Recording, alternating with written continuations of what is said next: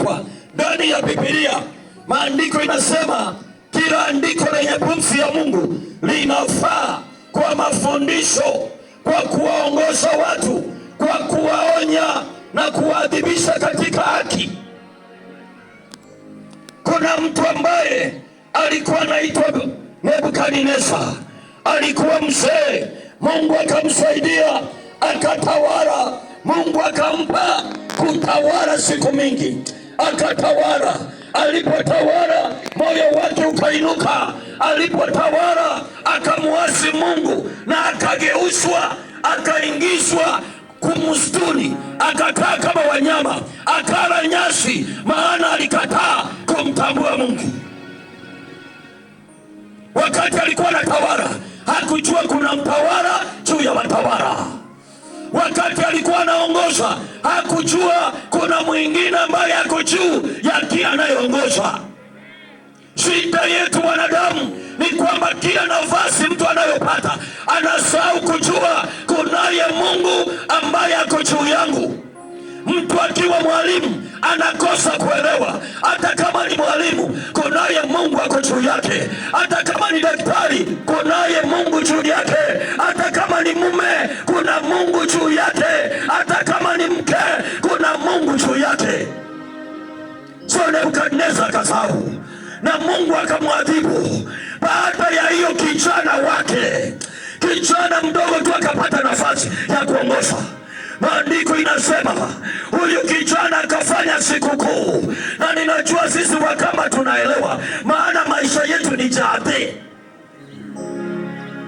Yani hakuna wiki utakosa jade kwa Mkamba, hakuna, hamna. So na yeye akafanya jade ya kwao. Haleluya! Vile tunakuanga na ya kwetu, naye alikuwa na jade ya kwao, lakini akasahau.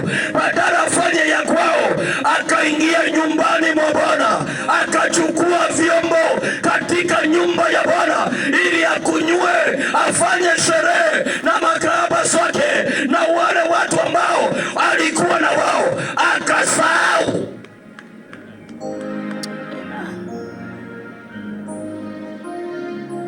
Haleluya! Nafasi inapatikana kwa wote. Hakuna mtu hawezi kupata nafasi. Nafasi Mungu anairuhusu kwa wote. Subedi sasa akapata nafasi. Na maandiko inasema hivi, ninakwambia maana ninajua watu wengi walio kwa mtu huu, watu wengi walio Kitonyoni, wazazi walifanya bidii hata wakakupeleka Sunday school. Watu wengi wako hapa kila siku ya Jumapili, wengine ni Ijumaa kwa msikiti, wengine ni Wasabato, wote wengi wanakimbia kanisani. Sikiza kwa makini, maandiko inasema hivi, hamjui ya kuwa nyinyi ni hekalu, mili yenu ni hekalu, mahali Roho wa Mungu anakaa, na hekalu ni takatifu. Mwili wako ni hekalu ya Mungu. Belishaza akasahau, akaingia nyumbani mwa Bwana, akachukua vyombo nyumbani mwa Bwana. Najua nashangaza watu akipata tu, akijipaka mafuta kidogo hivi na apata light skin, anaanza kusema wachana mimi, mwili ni wangu, maisha ni yangu. Hebu muangalia alitoa maisha wapi? Maisha alitoa wapi? Sura ulitoa wapi wewe? Mimi na wewe ni viumbe vilivyoumbwa. Haleluya! Mungu akasema tumfanye mtu kwa mfano wetu na sura yetu. Haleluya! Tumeumbwa na Mungu. Uende kanisani ukatae kwenda, tumeumbwa na Mungu. Uokoke ukatae kuokoka, tumeumbwa na Mungu. Na Mungu anakuja kwa kila ambacho aliumba, anarudi tena ili angalie kila aliumba kinafanana na nani.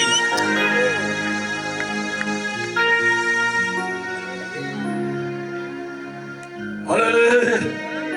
Bwana Yesu asifiwe. Haleluya! Unajua watu wengi nimewaona, hakuna mtu anakuanga mchauri kama hana kitu. Watu wa Kitonyoni tumewaona, kama hawana kitu ni wapole, kama hawana kitu ni wangwana, wanasalimu mtu na mikono miwili. Lakini wakipata vitu ni wakaidi hivi kama Belishaza, ni wacheuri, maana wamepata. Sikiza nikwambie, Mungu anabariki, Mungu anaponya, Mungu anatenda, lakini baada ya usahau wewe ni nani. Hataki usahau kunaye Mungu aliyekuumba. Mungu hataki usahau mama.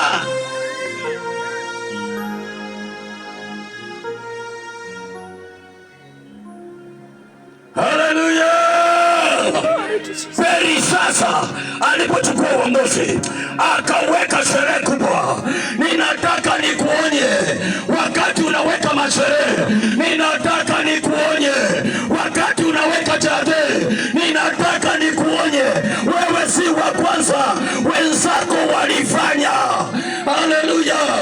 Kwanza Yohana Mbatizaji alifanya ile jade inaitwa happy birthday.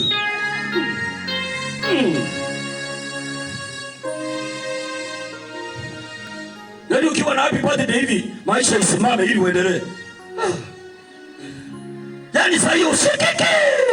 Kwa sababu kuna keki hivi. Kwa sababu kuna mapochopocho hivi. Yohana huyo mfalme, sikiza kwa makini, aliweka birthday ya mtoto wake. Sikiza kwa makini. Na kwa hiyo birthday akasema, mwanangu, cheza. Labda akasema, bila umecheza ninataka nikupe nusu ya ufalme wangu. Omba lolote utakalo. Siku ya birthday ndio mtoto alienda kwa mama yake, maana mama anaenda kanisani lakini bado ana wivu. Anaenda kanisani lakini bado ana vita na watu. Kumbe anamchukia Yohana. Yohana ni mtakatifu. Shona mama ambaye anaenda kanisani lakini ana chuki kingine, akiulizwa anaweza peana hata reverend. Anaweza peana pasa, sema huyu kichwa chake kikwende kabisa kwa jina la Bwana. Yaani mama yule alikuwa na wivu na chuki, lakini ukimpata naiba, Bwana sehemu yangu, rafiki yangu wewe, katika safari. Lakini mama ambaye ana hasira, mama ambaye hapendi watu, siku ya sherehe, naongea kuhusu sherehe,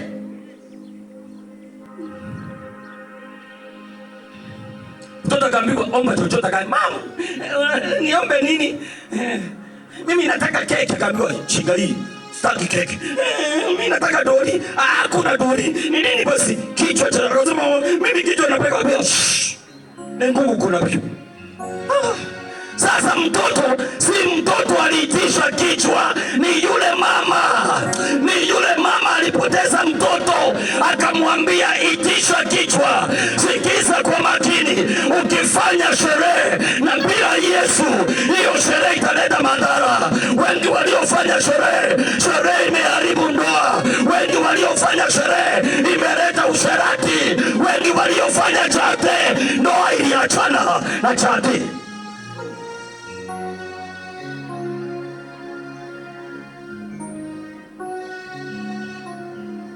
Nasikiza kwa makini. Nenda uone watu hawakutaki kwa ibada ya kuhubiri neno la Mungu, watu hawachangi. Lakini chate, sema sherehe, kitenge kwa kitenge, wanaingia pole saa 9, saa 10, saa 11 hapo tena. Lakini nyumba ya Mungu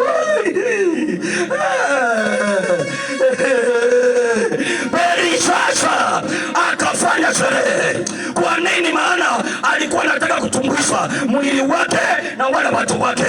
Sikiza kwa makini, hatuko hapa hata kwa kuseli ili tukutumbuishe. Hatutumbuizaji watu. Sisi tumekuja kumsifu Jehova, tumekuja kuliinua jina la Bwana. Hatujakuja uone askofu wetu, hatuna haja na askofu wetu, hatuna haja na kanisa letu. Tuna haja moja tu ya kutangaza Yesu aliyekufa, akazikwa, akafufuka, akapaa, ameketi mkono wa kuume, yuaja tena.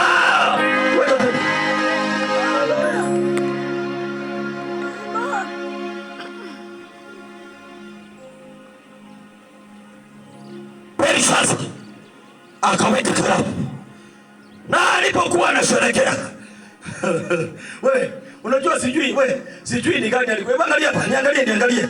Unajua mimi nahubiri hapa sasa. Sijui ni wimbo gani waliweka. Yaani waliweka ikamkamata. Unajua kuna wimbo inawekwa inakamata mtu. Unajua kukamata. Aliwekwa imekamatana. Wakati usijui nikawa sijui kawaya. Unajuaje? Sijui kwata kawaya. Wakati inakamatana, sijui vile kulienda. Yaani kuna mingi tu. Sijui ilikuwa ni ile ya Kijaruo. Sijui ni Ohangira. Sijui ni ile ya Keni wa Maharia. Sijui ni Wakatifu Imwene. Lakini ilikuwa imekamatana. Yaani watu wote wamepotelea ndani. Sijui ni Ndemoni. Sijui ni Rock Rasta. Sijui. Yaani ilikuwa imekamata. Wote wako ndani. Lakini ikiwa ndani. Kiganja cha mkono kikaandika. Sikiza mama. Wakati yako itaandikwa. Hata kama wengine wamejaa jade. Watakuangalia pate. Umekaa huko unasema si jade, kuna kitu kimeandika. Wanamwambia hii jade imeshika vizuri, anasema wacha na jade, kiganja kimeandika. Wanamwambia tuoni kitu kimeandika, anasema imeandika. Mwambie jirani yako, kabla haijaandikwa, tumekuja kukutangazia kabla kiganja cha mkono hakijaandika. Kuna neema. Mshahara wa dhambi ni mauti, bali kibali cha Mungu ni nani? Kuna kitu kingine zaidi ya dhambi.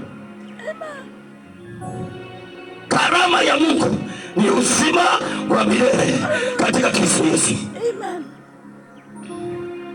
So ilipoandika, unajua watu wote wanachuanga wakati mambo yamekuwa mabaya, wanakimbia wapi? Nasema hebu angalia yule mwanachi wetu. Angalia yule mganga, waliletwa wote. Mwambie jirani yako, waganga na wachawi, wapiga ramli wakaletwa wote.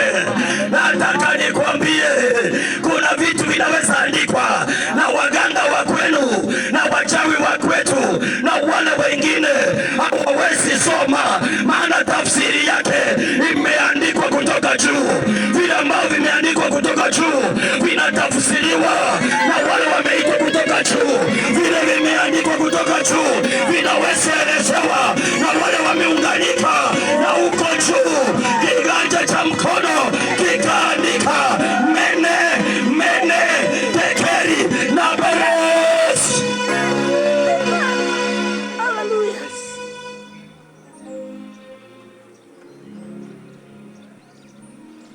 No, wakati imeandikwa unasikia watu wanawekelea. Unajua kawaida ya sukari si kawaida ya sukari. Hakuna kitu kinaitwa kawaida ya sukari. Najua ni sukari yangu inapandanga wakati mwingine na tendo mkanga. Wajana sukari wewe. Kuna kiganja cha mkono. Usiangalie tu ni sukari ikupanda. Wakati mwingine si kupanda.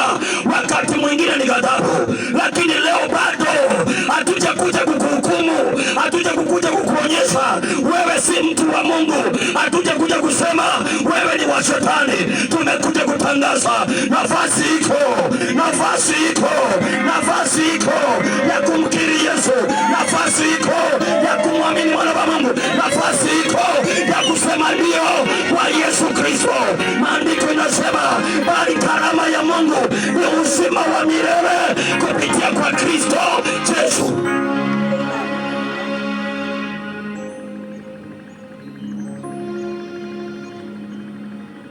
Ndio sababu tunapenda mkutano wa vijana.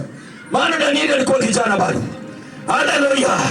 Waganga na wachawi wazee walishindwa kutafsiri, lakini kijana wa Mungu anaitwa Danieli akaletwa. Kama mambo imeshindikana, usiendelee tena na wachawi, usiendelee na waganga, usiendelee na waonaji. Sio hiyo Biblia haraka nipe. Niangalia kwa mkono wangu.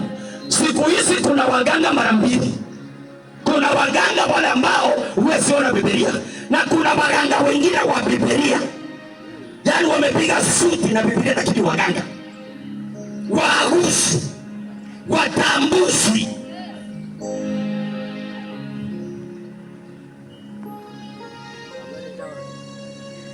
Danieli alipokufa hakusema mfalme, naona kuna kitu kimechimbiwa, kuna kitu kiko juu ya nyumba, kuna kitu kimegea.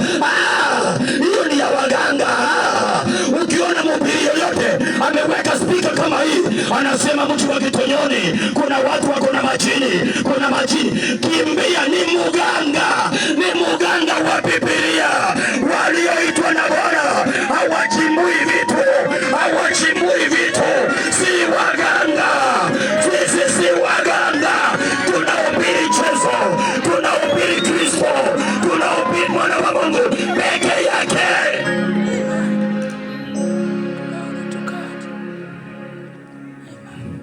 Mama, ninaona nyoka, naona tena soka. Mwambie aende achukue soka yake mahali aliweka na ujinga wake, aende achukue mwenyewe.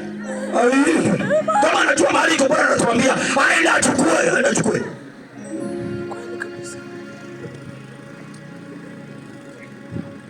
Haleluya, Bwana Yesu asifiwe. Hata iwe Yesu. Haleluya, haleluya. Danieli akaingia akamwambia mfalme, mimi sitaki dawapo, sitaki vitu vile vitu unapeana, sitaki mimi, sivitaki kabisa, sivitaki kabisa. Haleluya. Lakini nitakupa tafsiri, sikiza kwa makini. Wewe sikiza nikwambie kwa nini leo tunakuja kuhubiri Injili. Nataka nikwambie, maana kuna watu hawaelewi, kuna watu hawaelewi, kuna watu hawana ufahamu. Sikiza kwa makini. Wakati tumeenda nyumbani mwa Bwana, tukimwabudu Bwana kanisani, tukumsifu Bwana, tukisikia neno, tunamaliza, tunatoa sadaka ya upendo, tunatoa ndembo, maana tumekuja kumwabudu Bwana. Lakini tukija kuhubiri habari njema, hatujukui sadaka. Maana mtu ambaye ataokoka si sadaka Mungu anataka. Mungu anataka moyo wake. Mungu anataka mgeukie, aokoke kwanza.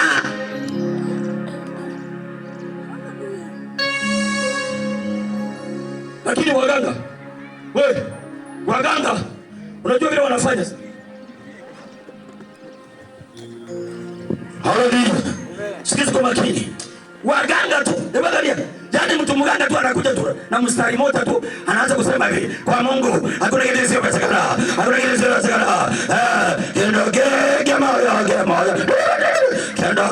Yaani amemaliza Injili, anaanza kusema leta sadaka, leta ndembo. Mganga na mchawi is a lie. Mama, unahitaji kutoa sadaka, toa moyo wako. Yesu anasema, njooni kwangu ninyi nyote mnaosumbuka na kulemewa na mizigo mizito, nami nitawapa pumziko. Mungu ananiambia kuna wamama mnalia sana, utakapotoa sadaka hii madhabahu inaongea. Unaona madhabahu? Hakuna madhabahu, hii ni mchanga. Hakuna madhabahu hapa, hii ni mchanga mahali tumekanyaga. Hakuna madhabahu. Na madhabahu ni nini? Sisi ndio hekalu. Wewe ukiokoka ndio hekalu.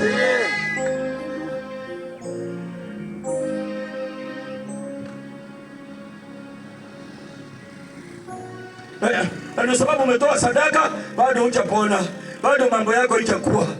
Lakini umetoa karibu kufia ndani. Unasema Mungu ataniona. Mungu achuangi hiyo. Mungu ana habari na hiyo. Na ukitaka kujua ni ukweli, kijana mwingine tajiri alikuja kwa Yesu, ako na mali yake, ako na mamilioni zake, akamwambia Masihi, akamwambia Bwana, ni kitu gani kizuri nitafanya nipate ufalme? Yesu akamwambia, kata sehemu ya mali yako ulete kwa Bwana.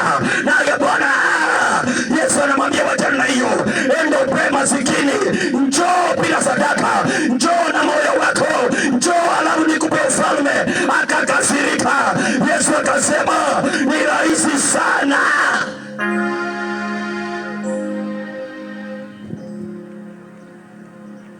Haleluya. Bwana Yesu asifiwe. Jina la Bwana libarikiwe. Sikiza kwa makini, usiogope. Usiogope. Sadaka yako unarudi nayo nyumbani. Jipange kununulia watoto wako maziwa. Maana tuchukui leo. Tuchukui. tumekuletea ni ubomoseo wa Kristo Yesu, kwamba mwana wa Mungu anasema njooni kwangu. Haleluya! Danieli akatokea akasema, zawadi sitaki mimi, pea mwingine, lakini mimi nitakwambia kila ambacho Bwana anasema. Mkono uliandika mene mene tekeli na beresi, na tafsiri yake ndio hii: ufalme wako umehesabiwa. Ufalme wako umehesabiwa na umeletwa kwa kikomo. Kabla maisha yako ya ujana haijafika kikomo, kabla maisha yako ya umama haijafika kikomo, kabla maisha yako ya uzee haijafika kikomo, njoo kwa Kristo Yesu. Njoo Yesu akupe maisha. Mama, hauna maisha, Yesu atakupa maisha. Hauna uzima, Yesu atakupa uzima. Hauna afya, Yesu mwana wa Mungu atakupa afya.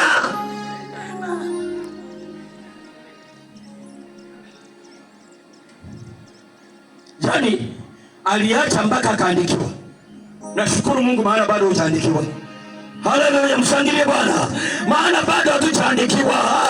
Hatujaandikiwa bado. Mshangilie Bwana vizuri, bado hatujaandikiwa. Lakini kabla mkono haujaandika, fanya ima, fanya haraka, njoo upesi, mwamini Yesu, mwamini mwana wa Mungu.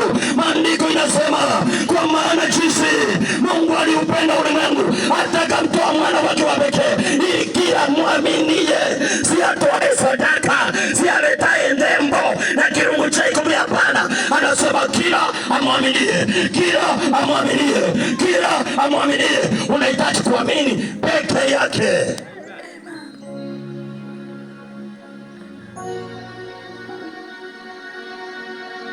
Akamsomea tafsiri, mene ufalme wako umehesabiwa na ukakopeshwa. Tekeli umepimwa kwa mizani. Mizani gani? Ya kiungu. Unajua watu wanapendanga kupimwa na mizani, yani watu wanakuambia, mwitwasa, wewe mtakapio. Yani watu wakikupima wanaweza kupotosha. Wanakuambia siku hizi uko light skin, siku hizi unaonekana poa, siku hizi unaendelea. Ni mizani ya wanadamu, lakini alipimwa na mizani ya kiungu, kwa mambo ya kiungu, kwa mambo ya kuokoka, kwa mambo ya kuamini, kwa mambo ya kumpenda Bwana, akapatikana amepunguka.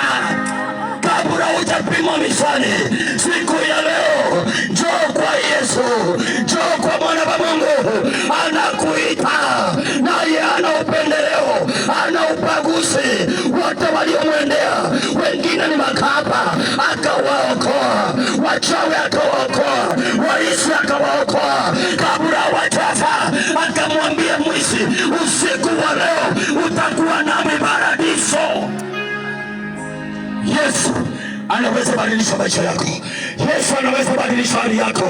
Na ya mwisho akaambiwa, ufalme wako umegawanywa na umepewa kwa mtu mwingine. Kabla hujanyang'anywa, ipeanwe kwa mtu mwingine. Ninakualika jioni ya leo, njoo kwa Yesu, njoo kwa Yesu, njoo kwa Yesu. Fungua moyo wako, muitikie mwana wa Mungu, mfanye Bwana na Mwokozi. Yeye peke yake ndiye tumaini, yeye peke yake ndiye tumaini. Maana alikuwa amekataa.